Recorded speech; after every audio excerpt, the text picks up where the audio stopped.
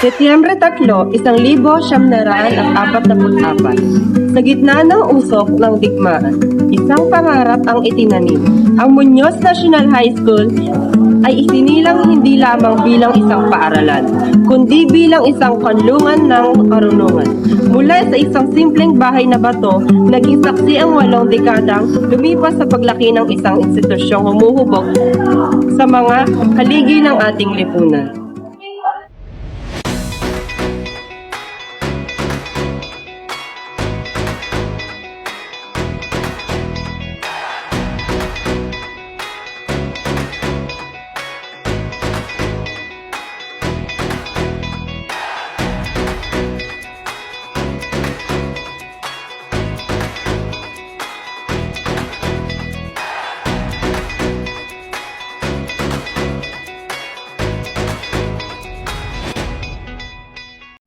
Dito sa Eminentius Main, naniniwala kami na ang bawat mag-aaral ay may sariling talino at kakayahan. Pinagayaman ito ng aming 8 department.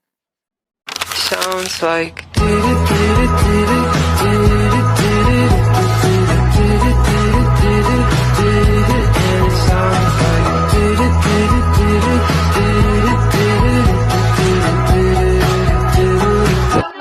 So ngayong araw, narito tayo sa Kagawaran ng Pilipino. Dito sa Kagawaran ng Pilipino, pinatitibay ang pagmamahal natin sa ating sariling wika at panitikan bilang salamin ng ating pagkakakita.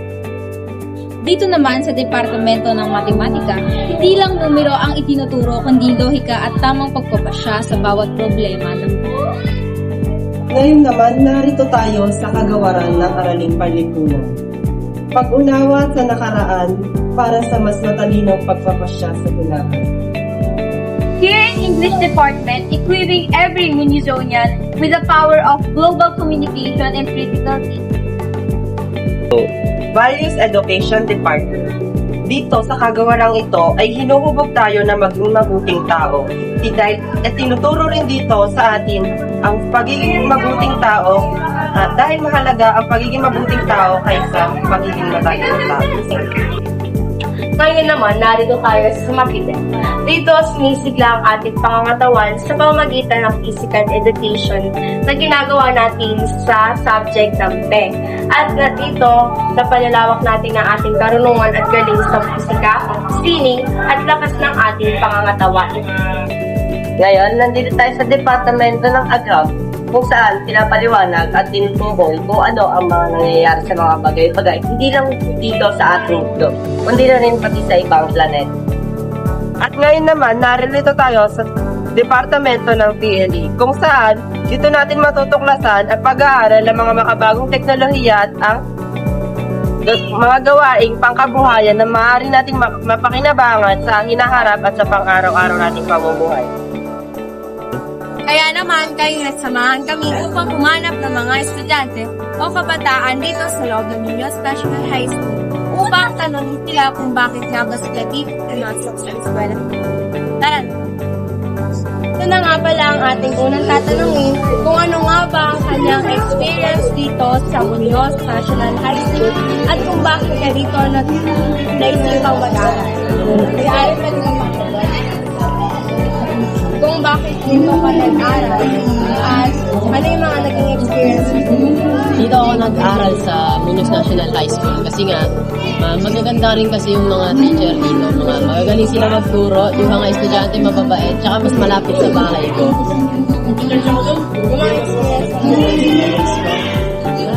Masaya naman, pero minsan madaming nanloloko.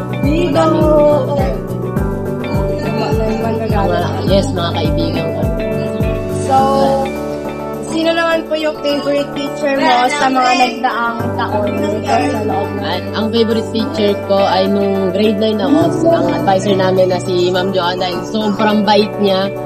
Halos wala nga kaming klase sa kanya kasi nagkukwentuhan lang. Kaya minsan pinapagalitan. Thank you po.